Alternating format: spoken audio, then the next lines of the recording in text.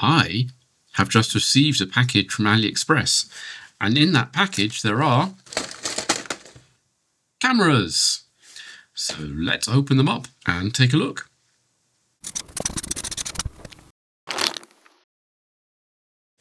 These are cheap and nasty, probably very nasty, mini Wi-Fi cameras. When I say cheap, I mean about 3 francs a shot, really cheap.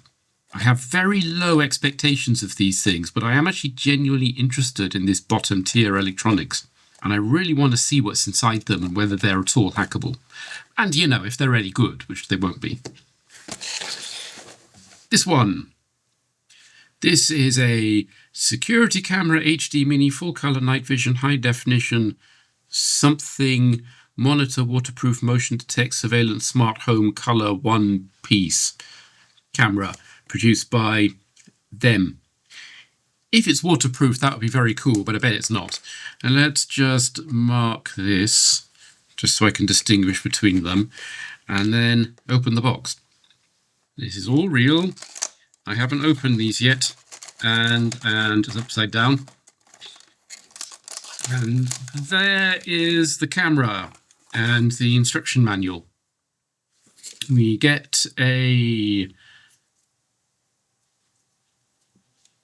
thing, it's presumably some sort of mount for putting the camera on, a USB cable with USB on one end, the camera itself, and a plastic box.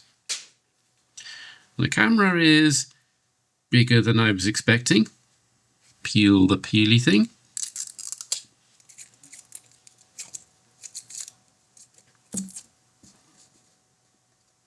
It feels pretty cheap. It's not great plastic. Got the tiny little lens. On the back, there's not a lot. Presumably this is the mount for this thing. Ah, it's magnetic. Bottom has a socket. The top has some buttons. Well, that's minimal. Oh, card slot.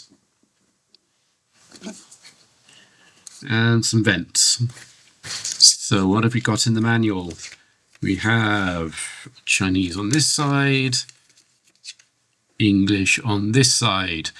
It wants me to download an app, set my phone to a custom Wi-Fi network, wireless fidelity, and then connect the app to that. Okay, so this thing does not connect to an existing Wi-Fi network. It starts its own, which is annoying. I have it charging, and I've scanned the barcode with this phone, which is not my main phone. Let's install the application, which is called Linkelmo. Privacy policy. If I do not agree. Right, it just exits. Okay. Apparently I need to create an account. I was finally able to create an account, so let's add a device. Okay. Okay. The blue light is flashing, which means it should be in discoverable mode. I want Bluetooth.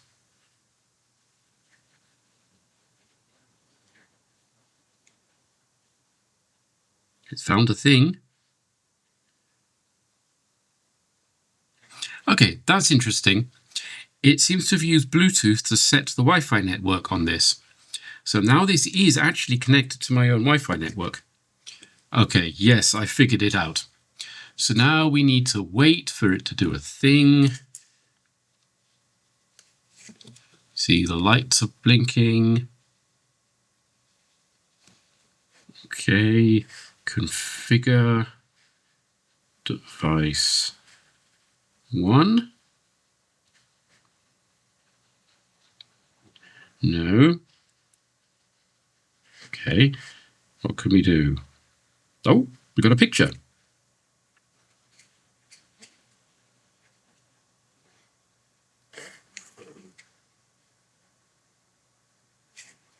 Here you are seeing my workbench. Here is my OBS. Here is my oscilloscope. Yeah, that doesn't look too immediately terrible, actually. Let's take a picture.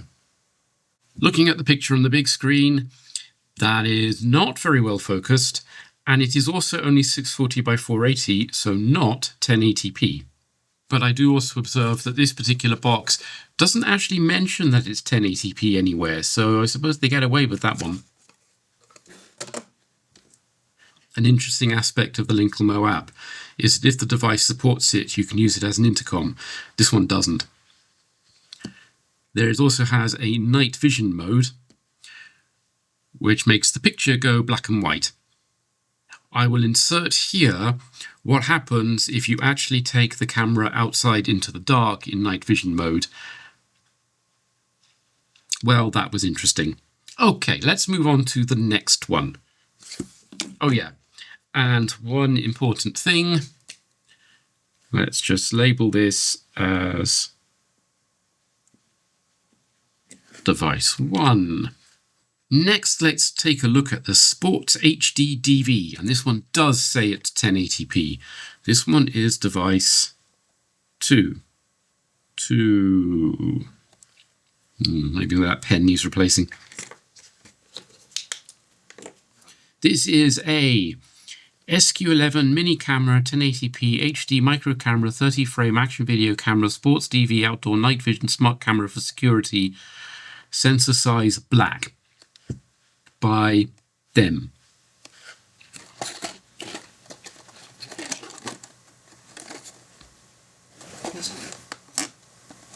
It also has an interesting set of specs on the back. Notice that support system Windows ME 2000 XP 2003 Vista, but no version of Windows newer than that. Luckily for me, I use Linux.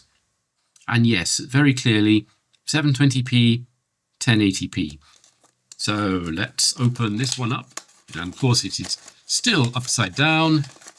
And what do we get? We get a manual,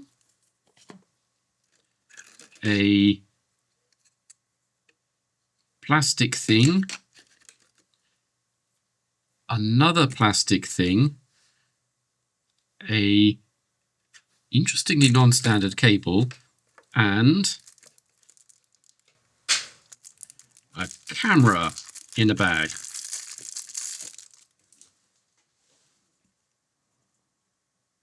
This one is smaller, but feels just as trash. It looks like there's a marginally better lens. It's still tiny, but it is at least anti-reflection coated. These may be infrared LEDs for night vision mode, or they may be fake. It does seem to be held together by a rubber band. Oh, I think it actually is held together by the rubber band. Yeah, it covers up the very ugly seam. There is one screw holding it together. On this side, we have the flash card slot and the non-standard USB connector. On this side, we have 2 buttons. And that's about all you get. The stand's interesting. You've got this thing, which is a lapel clip that this thing plugs into,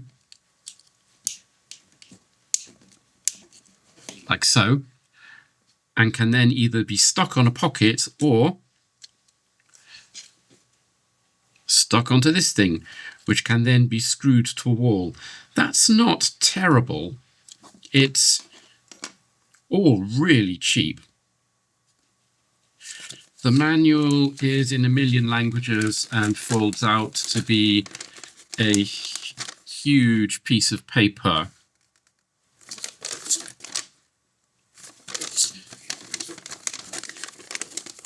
But the only bit we're interested in is this column. So here are the specs. Yes, it says that those things are an infrared lamp. The machine, built-in rechargeable lithium battery. First time using this machine, please charge. Can be charged by the following way.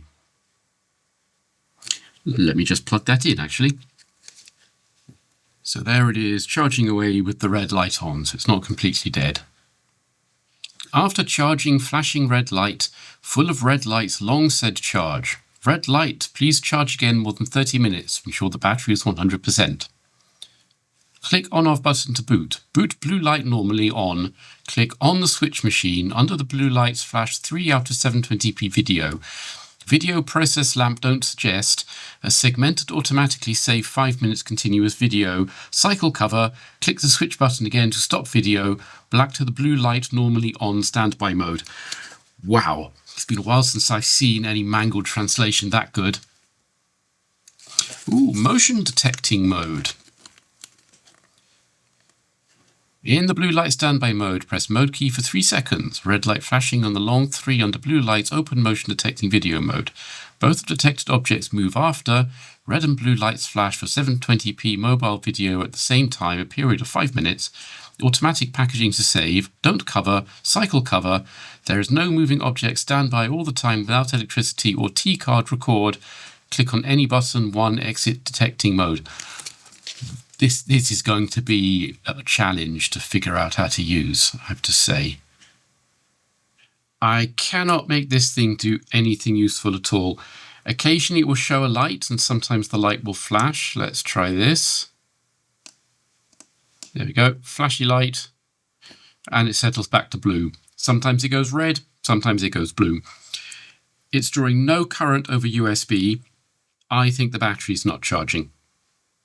The manual is completely inscrutable. It's not just the English. I tried translating the other languages and they're all equally incomprehensible.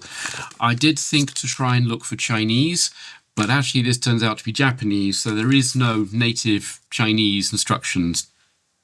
Maybe it doesn't come from China. I'm going to put this aside and leave it to charge for a while in the hope that something will happen. But in the meantime, let's move on to the last two. These came from different listings on AliExpress. Honest, the pictures look quite different, even though they are clearly the same box, and in fact they come from the same manufacturer. So what is this? It's an A9 Wi-Fi mini camera, wireless video recorder, security protection camera, smart home monitoring camera for infants and pets. And like the other one, the sensor size is black. So what do we get in the box? Hey, it's the right way up this time.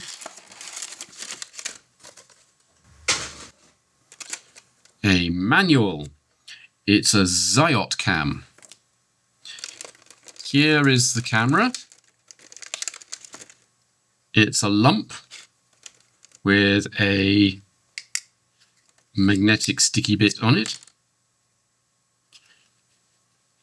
Is that a screen protector or is it just scratched? It's just scratched.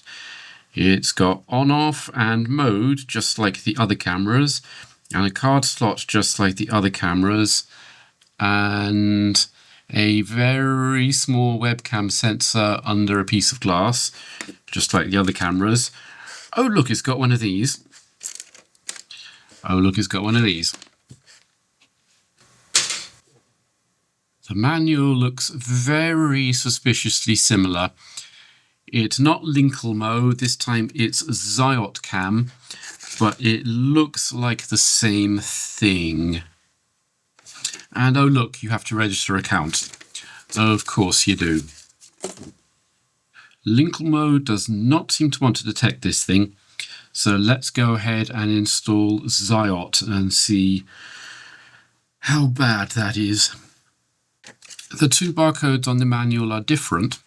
The one on the left takes you to a page where you can get the manual, the video operations guide, and a lot of adverts to scammy recurring subscription games. The barcode on the right takes you to this page, which has also got the adverts for the scammy games, but does allow you to download the app. And this takes me to... Apparently it wants me to download something.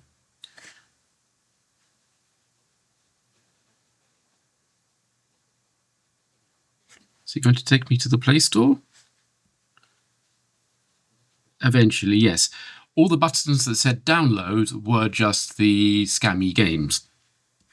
I'm having a really good feeling about this one. Right, a Zoyot cam.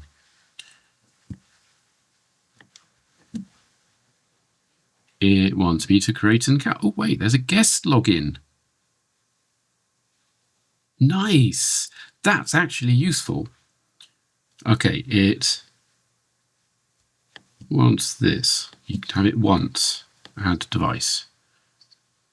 Okay, Bluetooth has found a device. Connect to your home router and support only 2.4G. Enter your router password and press next. Quality. So that connected fairly seamlessly. You've added one device.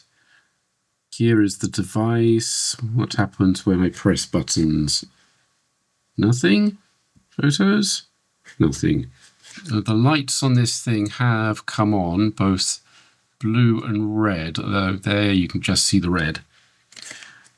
But it's not actually doing anything. Resolution gives options for Full HD, HD and SD, which is nice. Infrared light can be turned on or off. Flips their stock image.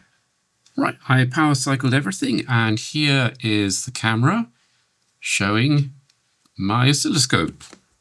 That looks terrible. Yes, that's definitely Full HD. This clearly isn't a scam at all. Yeah, that is 240 by 320. Okay, I don't think I need to let that charge for any longer.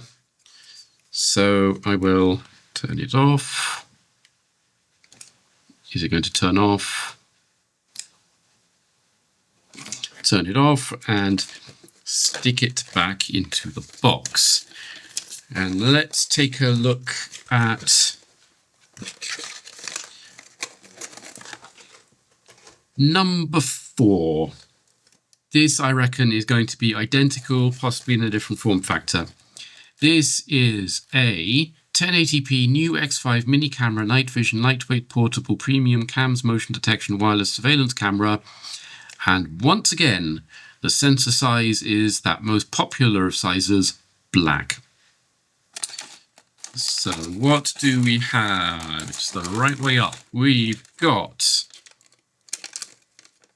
a wire, or a USB, a completely genuine quality control tag from checker number 12, and in here is the camera in a little bag, almost like it's actual quality.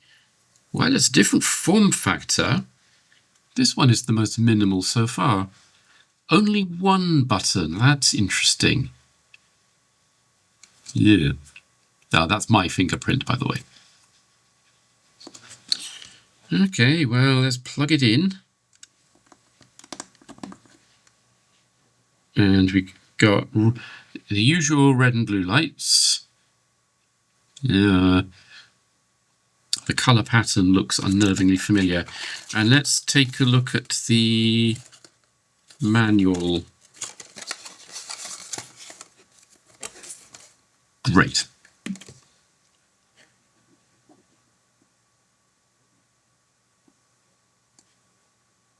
So at least we don't have to install a new app. Let's add a device, Bluetooth provisioning. It spotted this. It remembered the Wi-Fi password I gave it, which I will have to change. Oh, we got a picture. It's terrible. Well, the best thing you can say about these is they're not quite as bad as the 240 by 321. These are in fact 640 by 480, which is higher resolution, but it's still not quite the full HD it was advertising. Notice the indicator light is on. Yeah, that turns the blue LED on and off.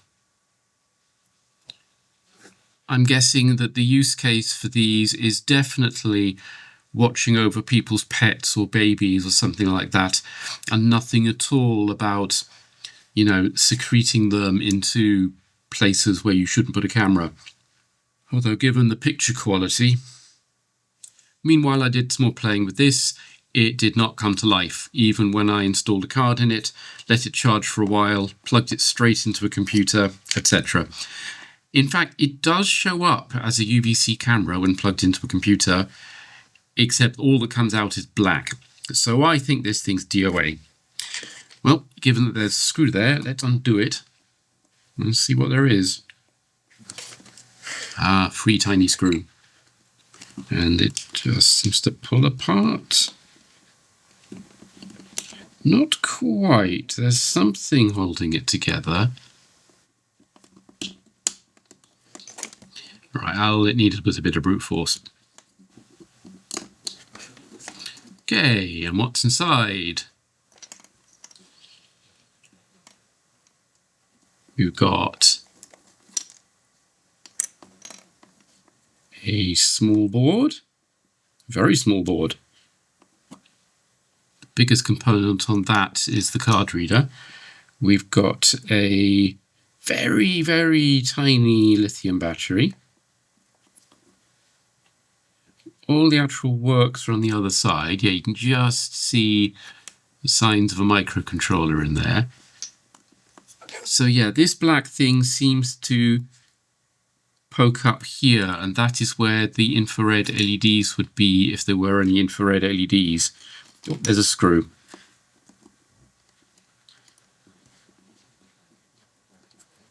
And there's another screw. That one's rusty.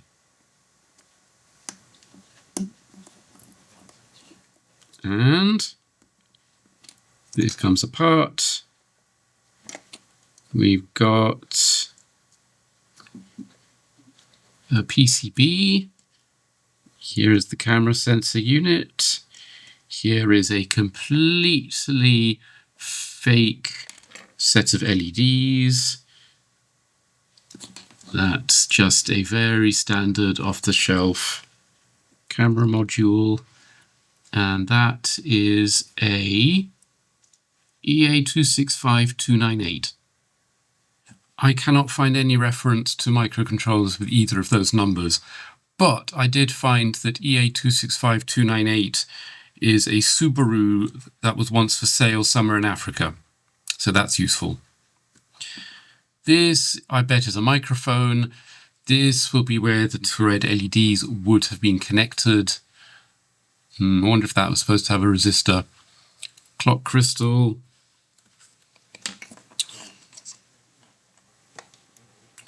Over on this side, we have the focus battery and a thing. Hey, I recognize some of those numbers. That's a serial flash chip. But I want to measure the battery voltage because I don't think that battery is in very great condition. I have to try to find a way to do this without shorting out the battery. There we go. 1 volt. That battery is DOA. Look what happens to the battery when I do this. It's squishy. Yes, that battery is extremely dead and I need to dispose of it humanely. So I looked that up and it is indeed a 0.5 megabyte flash chip. So that is interesting, and I may need to remove this from the board and dump it later. I do wonder what this microcontroller is. So I've done some research in this thing. Notice how it says SQ11 here on the incomprehensible manual. Well, turns out there's a very similar camera by a company called Quelema, which this is very clearly a bootleg copy of. The Quelema camera even has, the coloured stripe. The Quelema one has actual 1080p and, real night vision LEDs and motion sensitive capturing and all the nice stuff like that this doesn't have.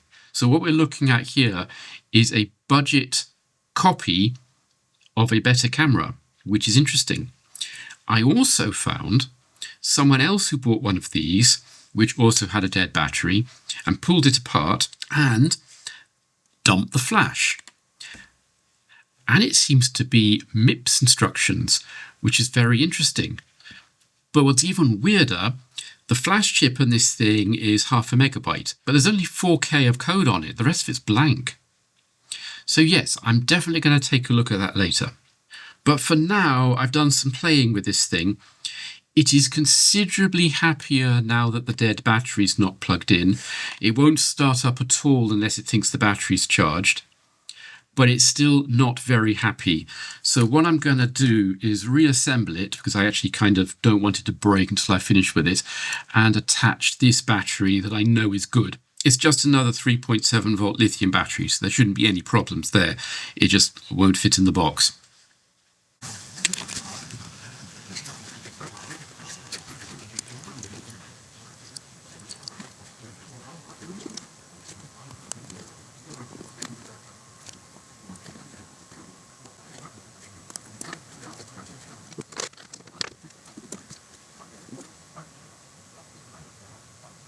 So now that the battery's hooked up, let's try turning it on and seeing what happens. I've inserted a card because this device doesn't have Wi-Fi and it will need a card to be happy. So I think it's this button.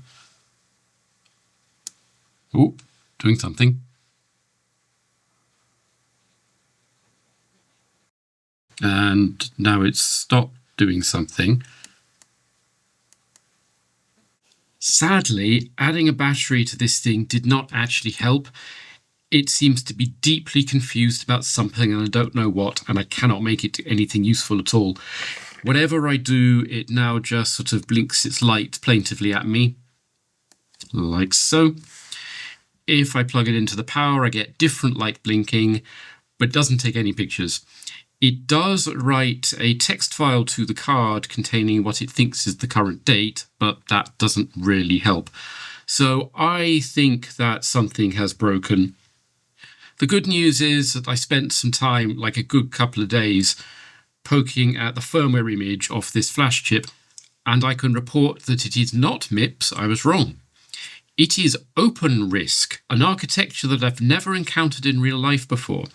And this is a very strange variant of it, which is both little endian and has the delay slots feature disabled. And yeah, but it looks like this chip is programmable with the right clip, which I don't have. But if this can be programmed on the board, then there's an interesting project reverse engineering this and making it do something useful. But anyway, let's put this aside and get on to the main event. And now the bit you've all been waiting for, we get to find out what the video quality is like. And it should come as no surprise to anyone to find out that they are, as they say in Australia, complete garbo. So, device 1. So here we are with device 1 looking out my window, because that's the only place where there's enough Wi-Fi.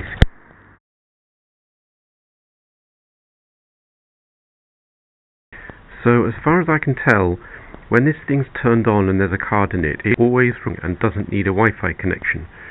But it does a very bad job of actually saving files to the card, and they're frequently corrupted. Given the video quality, I'm not sure this really counts as a big loss. Device 2 as it did not finish. Device 3. Here is device 3, once again recording directly to the card from my balcony, because I can't be bothered to make the stupid phone app work. There is not really a lot to say about this, other than the fact that it's terrible.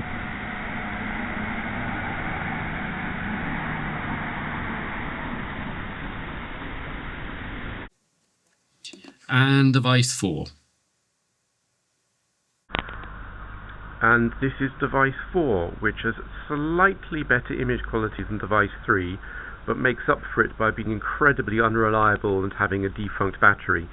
So I have to have this plugged into a USB power bank to operate.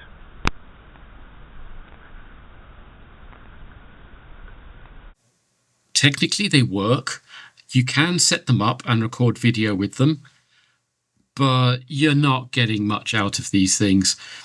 I would like to send particular cursors in the direction of device 3 here, which, while it is not the worst quality video camera I have, that one's going to appear in a video sometime, is still very, very bad.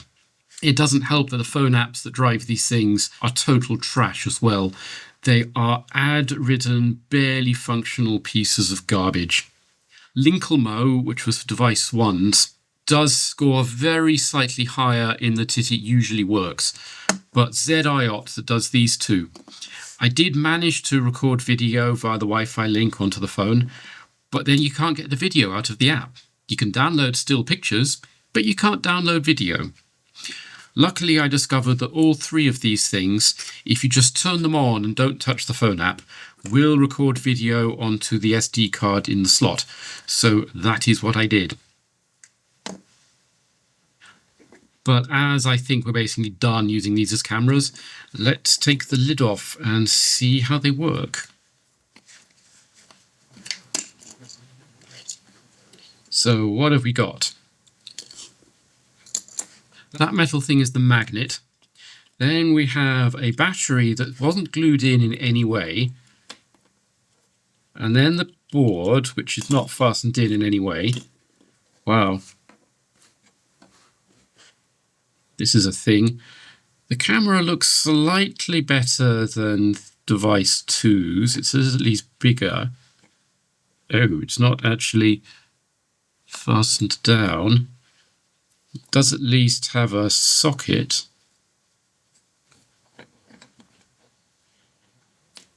SD card. Piece of rubber to hold the battery down. And a chip. A Beken BK7252. It looks like it's a reasonably high-end IoT chip with 0.5 meg of RAM and 4 meg of flash. It does 54 megabit Wi-Fi, Bluetooth, and a bajillion other features. It also has these two pads here marked RX and TX for a serial UART. So depending whether the documentation's available, I couldn't figure out what CPU architecture it actually is. This might be interestingly hackable. One thing it doesn't have is a serial flash chip. So the only way of actually reprogramming the thing is via the serial link. Okay, next. Device 3. I'm expecting this to be very similar. 3 and 4 were the same manufacturer. 1 and 3 are different manufacturers. So it'll be interesting to see how different it is. I think not very. This one doesn't have any screws, so we just spudge it open. What have we got? We've got a... oh, the battery's actually glued in. We've got a PCB. This looks oddly familiar.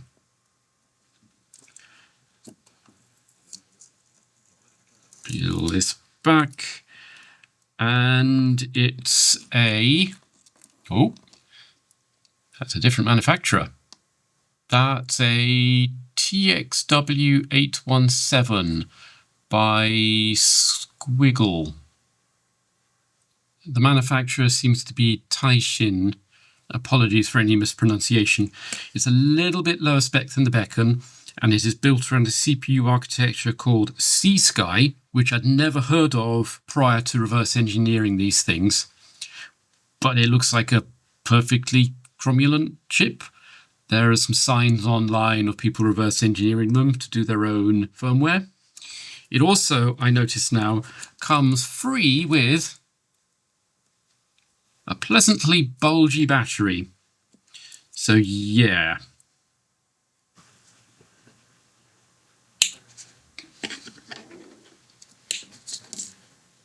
Device 4, the one with no power button. It just has this one reset button.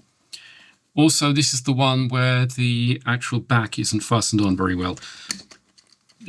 Yeah, I can just pull it apart with my fingers. And what's in this? Well, it's a different design. The camera is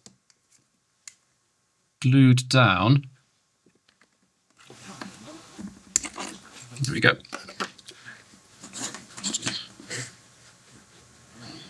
And as expected, it is in fact the same chip.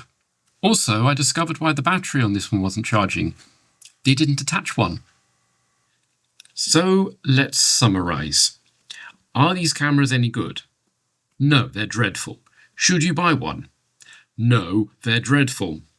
The production quality is terrible, the parts are substandard, the software is a bug-ridden mess. The only reason these things exist is to fool people into buying them so that they will play with them for 10 minutes, try and fail to make them work, and then throw them away. These are instant e-waste. That is their purpose, to be thrown away. Except, for these to work at all, there is a certain degree of irreducible complexity they have to have, or they just won't function. So they have to have a camera interface, an SD card reader, a USB interface, a radio, a battery, and above all, they have to have a CPU capable of running all the software. Now, the software is terrible, but the CPU still has to run it. If any of this stuff breaks, the camera doesn't work. And the whole point of these is to run just long enough to make people think they're real cameras. So there is here the core of a highly functional device. In fact, all three of these boards have part numbers on them, and I found lots of references to these exact part numbers in much better cameras. So I suspect that these boards are actually used in a whole slew of different cameras, not just these terrible ones. And that what the manufacturer's actually done is they've bought a job lot of boards and then they've slapped them together with the cheapest possible components like the camera sensors and the batteries for those cameras which had batteries, and pushed them into plastic boxes in order to sell them. And that raises some interesting possibilities. If these boards function well enough to be useful, and it's pretty clear that they do, then that means these devices suddenly become a source of these boards. At like 3 francs a shot, it's not like you're wasting much money taking them out of the box and throwing away the camera. They can be reprogrammed. I found multiple projects doing this. These pads here all connect to various useful things on the chip. There's a proprietary debugging interface that is now reasonably well understood. These have a lot of functionality and a lot of computing power. This one has 1/4 meg of RAM. The Beken had 1/2 meg of RAM. This is the one I'm mainly interested in, mostly because it's not very well understood, and also having the code on a serial flash chip makes it rather easier to get at and is more my style of things. I think that this is rather lower spec than the other three because it doesn't have Wi-Fi or Bluetooth or anything like that. From poking at the firmware image, I think it's got 64K of RAM, but that's still twice what the computers I grew up with had in a much smaller form factor for a trivially small price. Of course, those computers also had a keyboard, which this doesn't.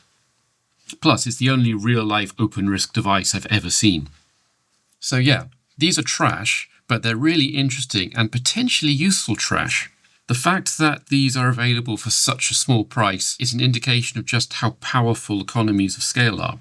And I hope that one day someone, possibly me, probably not me, will figure out how to reuse these bottom-tier devices to get actual useful work done for really cheap. The smartwatches I was looking at a little while back, they were cheap trash. They also functioned as smartwatches. The software was garbage. If you could write some, open source smartwatch software and port it to these devices and find a way to flash the devices that didn't involve having to solder microscopic things on the PCB, which I should add was not fun, they'd be perfectly functional smartwatches. Admittedly, the biosensors are just fake, but they'd tell the time. So I'm not going to throw these away. I'm going to keep these, and I'm going to put an order in for the various bits of hardware I need to talk to the devices, and I'm going to play with them. You can, apparently, just install the chip vendor's sample firmware on one of these, because these are just based on the standard reference designs. All the functionalities in the chip, so all these devices will be the same, except this one's different. And of course this one is a different CPU architecture to these two, but the same applies for this one. With so much RAM and a card reader, and potentially, if this can be reprogrammed, a high bandwidth I/O interface, you could get real work done on one of these. They'd run physics very nicely. So that's it for now. I hope you all enjoyed my tour through this egregious pile of e-waste. I'm intrigued. and you'll be relieved to know that I am not getting rid of this manual because this is amazing. I feel like I need to do a dramatic reading of it. So I'm leaving it here. I hope you all enjoyed this video. Please let me know what you think in the comments, and I will see you all next time. During which I will hopefully remember to turn my nice microphone on.